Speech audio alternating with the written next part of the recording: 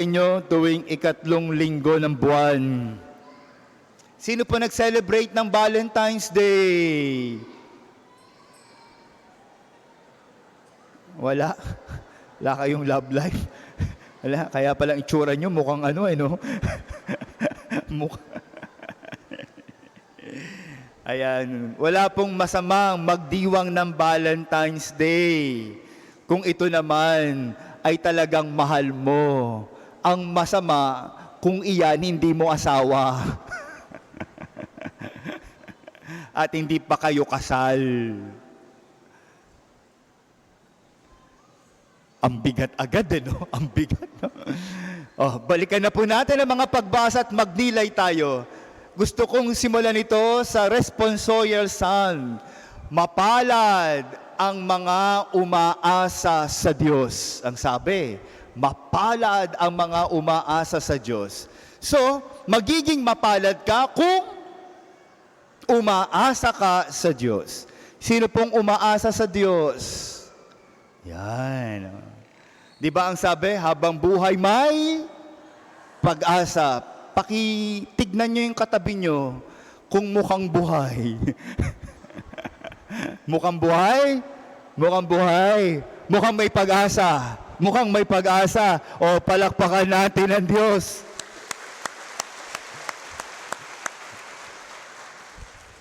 Ang dami-dami, mabubusog tayo sa mga pagbasa ngayon. At nais kong ito'y bigyan ng pansin ang Ebanghelyo. No? Mapalad, mapapalad, blessed. At si Jesus ay in-enumerate, no? Kanyang ibinigay ang mga dahilan ng pagpapala ng Diyos. At sinabi nga natin, ang pagpapala ay nagmumula sa Diyos, sapagkat tayo'y umaasa sa Diyos. Kaya sabi ng Panginoong Hesus, mapapalad kayong mga dukha. Sino po ang dukha? Wala rin. Walang dukha. Delikado na dito. Bakit mapapalad ang mga dukha? Sapagkat ang kanilang kayamanan ay sa Diyos. Sino po ang mga mayayaman? Wala rin. Tunay nga naman, sapagkat ang tunay na mayaman hindi nagtatrabaho. Ang tunay na mayaman, ang buhok, nakataas lang. Umulan, bumagyo, umaraw, nakataas lang ang buhok. At yung mukha, nakaganyan. Yung tipong, yung baba, nasa tenga na, yun ang mayaman. Pero yung nagsusumikap at nagsisipag, ang tawag doon, nabubuhay. Wala naman tayo dito na talagang pinanganak na ang plato at ang kutsara at ang tinidor ay ginto. Kung hindi lahat naman ng pagpapagal natin at lahat ng ating pagsusumikap, ang bunga ay ang ating maayos na buhay. Walang masama sa pagiging mayaman kung yan naman ay galing sa iyong pinagpaguran. Ang masama kapag batugan ka. Ang masama, pinag-aaral ka, love life ka ng love life. Ang masama, wala ka na ngang ikabubuhay, nag-asawa ka pa. Pero ang nagsusumikap, hindi masama kung ikaw ay nagiging maginhawa ang buhay. Pero, wag naman sanang ang goal natin ay maging mayaman. Sapagkat walang sukat ang pagiging mayaman. At minsan, 3 na nga ang sasakyan mo, gusto mo pang maging 4. Minsan, 10 na nga ang bahay mo, gusto mo pa magkaroon ka ng eroplano. Ang tawag doon, sakim. Money is not the root of all evil, but the love for money. And too much love becomes greed. that eats up your heart. Bakit ba natin mahal natin ang pera? Hindi tayo mahal ng pera. Gagawin tayong alipin ng pera. Kaya minsan nalulungkot ako sa mga kabataan. Minsan tatanungin mo, bakit ganyan yung kurso mo? Kasi gusto kong yumaman. Wrong motivation. Sana ang pagkuha ng kurso ay para sa ganun, una masaya ka sa ginagawa mo at nakakatulong ka sa mga pamilya mo, sa mga mahal mo sa buhay. At yung pagyaman is a consequence of being happy and contented with what you are doing. Yun. Darating ang kayamanan kung masaya ka.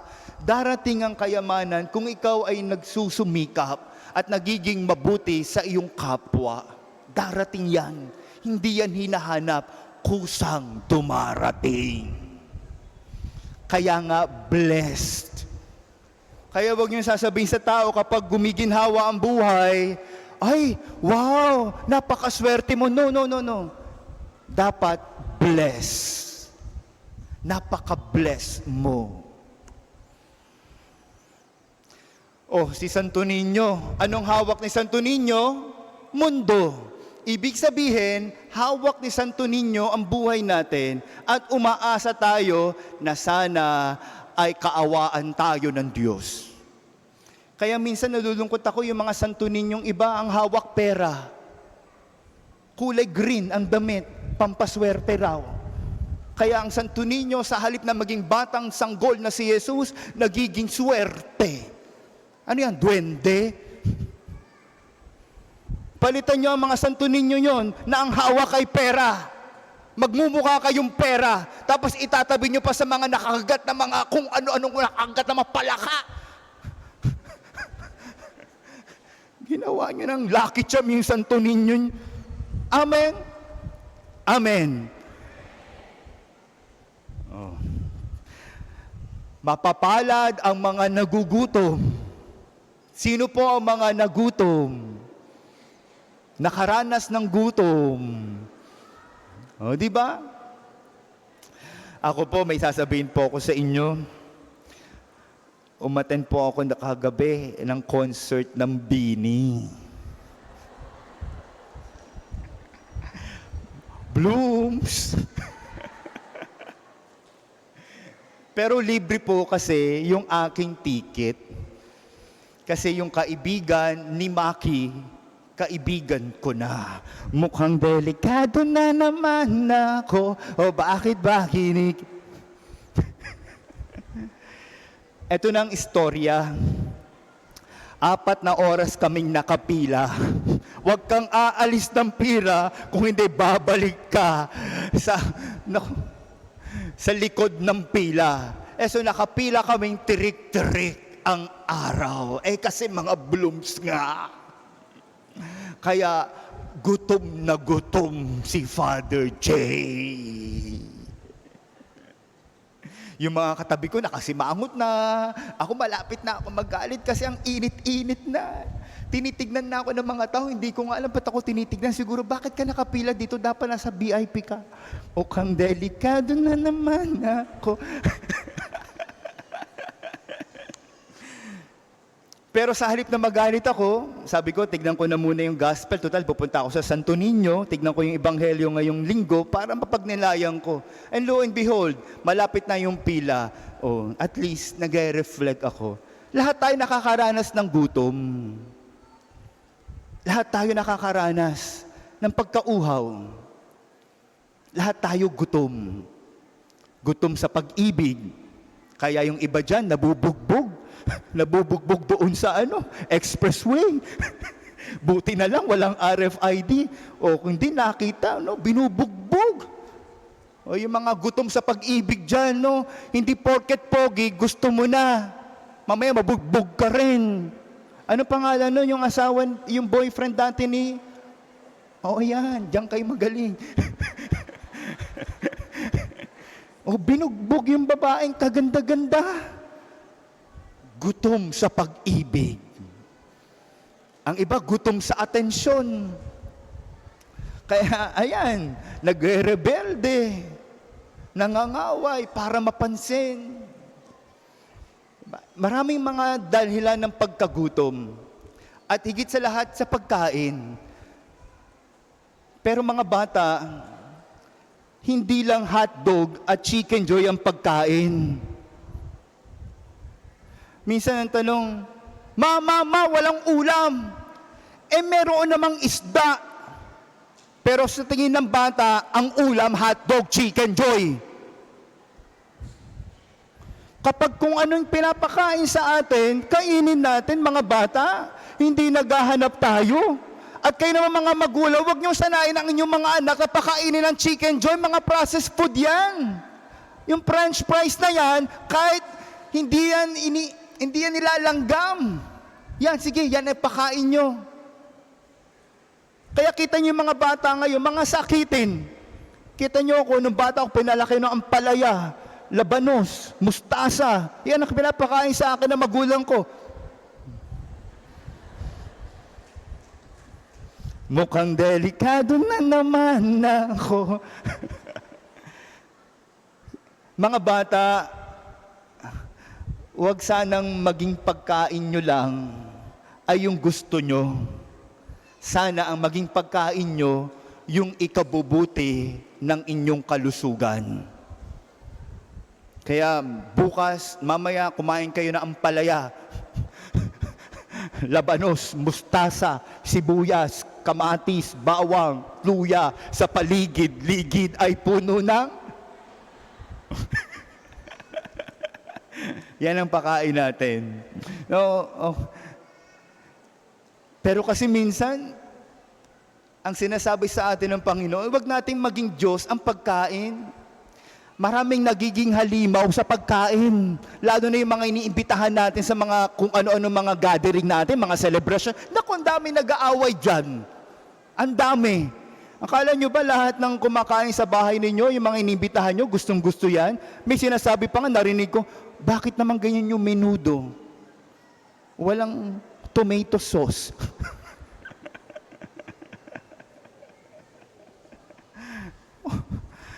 Hindi, minsan nalulungkot ako, binyag, kasal, hindi pupunta yan ng seremonyas. Saan pumupunta? Kainan, ano yung mga patay gutom? Dami nag-aaway sa pagkain dyan. Parang ang selebrasyon natin, pagkain lang. Pag walang pagkain, walang selebrasyon. Okay lang, pero wag naman sanang maging focus ng ating mga pagdiriwang pagkain. At dyan ako nalulungkot minsan, ang daming nag-aaway sa pagkain. Ayaw magutom.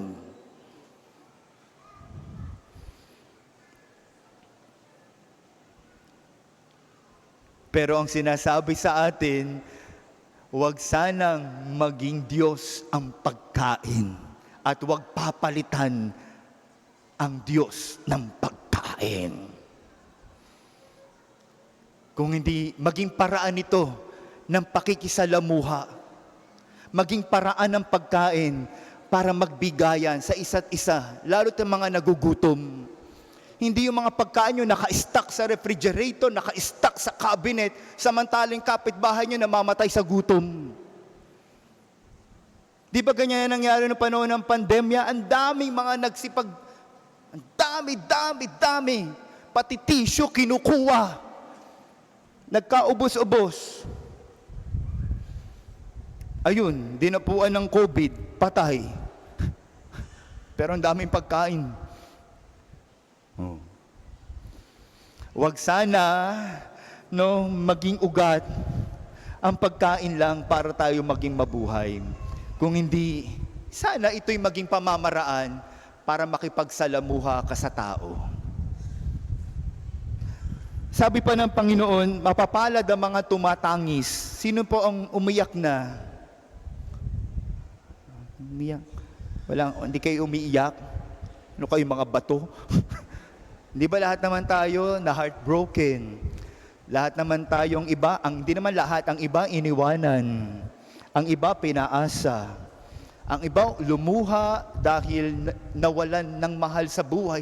Si Father Luciano, ko kaibigan ko, 51 years old, ang pogi-pogi, ang bait-bait, namatay. Kayo, buhay.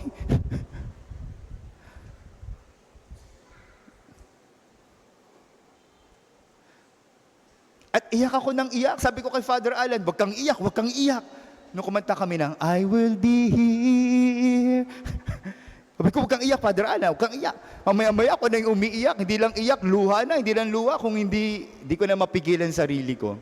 Kasi ang bait ng taong yun sa akin, yun din ang naging dahilan kung bakit ako napabalik sa Lasalin. Namatay. Tayo buhay.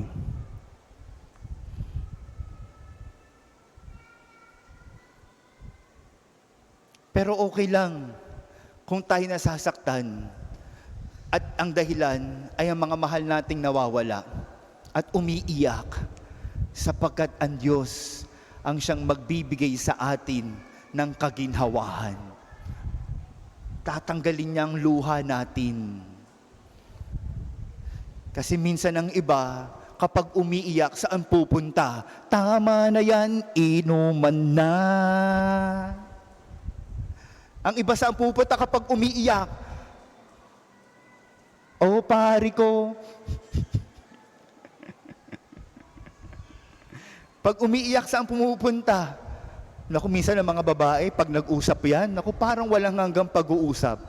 No? At saka minsan, ang mga babae, parang may kulto. Pag nag-usap mga babae, no, kunyari, kasalanan ng isang lalaki, sasabihin, yan kasi kayong mga lalaki. Yung nag-away si Daniel Padilla saka si naghiwalay. Daniel Padilla saka si sino? Si Kathleen, di ba? O anong mga sinasabi sa social media? Ganyan kayo mga lalaki. Mapag-asa kayo. Ganyan ka, Father J. Ba't ako? Di ba? Ganyan ang mga babae. Minsan pa nag-usap-usap. Kaya ang mga mister, kapag ang mga misis nyo nag-uusap-usap sa mga kapwa nila babae, kayong pinag-uusapan yan. Hindi. Pero kapag umiiyak ka at tumatangis, nalulungkot, sana ang Diyos ang pupuntahan. Ang Diyos ang pag-asa. Hahawa ka sa Kanya sapagkat siya'y magbibigay ng comfort. Hindi kung saan-saan at kung kani-kanino. Ang Diyos. Ang Diyos. Sabi pa ni Jesus, mapalad kayo kung kayong ay inaalimura, kinapopuutan, pinagtatabuyan ng ibang mga tao. Sino po dito ang mga napagchismisan? Taas ang kamay. Taas. Wala, baka mga ibang chismosa naman yung mga iba siguro. Ha? Yun ang delikado dyan. Ang sinasabi sa atin ng Panginoon, sino po nakabasa ng libro, The Courage to be Disliked? Yung libro, yung Courage to be Disliked, bestseller yun. Anong sinasabi ng libro? Sinasabi ng libro, hindi lahat ng tao matutuwa sa atin. Hindi lahat ng tao aayon sa iyong ginagawa. Pero hayaan mo lang, kung tama ang iyong ginagawa, ipagpatuloy mo. Ang mahalaga, masaya ka sa iyong ginagawa at hindi ka nakikipag-away at tinatapakan mo ang ibang tao.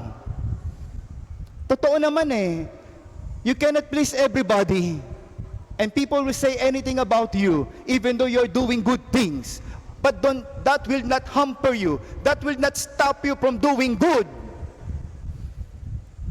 Sapagkat yan naman ay para sa Diyos. Yan naman kung ang dahilan ay ang Diyos. At ang sinabi ng Panginoon, sa mga chismosa, sa mga nangangaway, ang kaparusahan ninyo ay nakahanda na.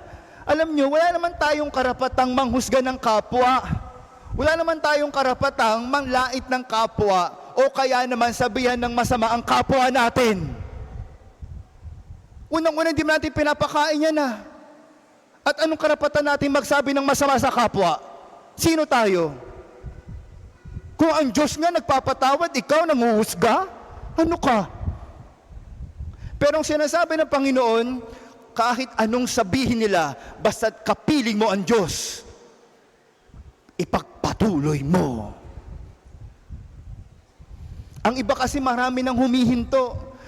Ayoko nang gumawa ng mabuti, ayoko nang gumawa ng maayos, ayoko na, ang daming intriga. Di ba ganun naman minsan? Pag wala tayong ginagawa, ang daming mga sinasabi. Pag marami tayong ginagawa, marami ring sinasabi. Pero ang mahalaga, the courage to be disliked is the courage to be happy. That's what makes you happy. Even though people will dislike you, but not the Lord. Amen? Mahaba na. Gutom na kayo. Ang sinasabi lamang sana, sa lahat-lahat, mga dukha tayong lahat, mga nagugutom tayong lahat, umiiyak tayong lahat, at minsan biktima tayo ng pagbubuli at ng mga chismis ng iba. Nawa sana pagpatuloy natin ang pag-asa natin sa Diyos. Maliwanag po, huwag tayong aalis sa Diyos. Kanina, nung 8:30, yung nagwawalis ng daan, tagal na yun, ilang taon na yun, di pa gawa ang simbahan, nagwawalis na siya, wala pang bubuo ang simbahan, nagwawalis na siya. Siya ang bumungad sa aking umagang-umaga, nagwawalis pa rin. Sabi ko, Nay, ang bait-bait mo naman, nagwawalis ka pa rin. Ang sabi ni Nanay, Father, kung ito lang ang magagawa ko para sa Diyos, gagawin ko hanggang mamatay ako. Umaasa sa Diyos.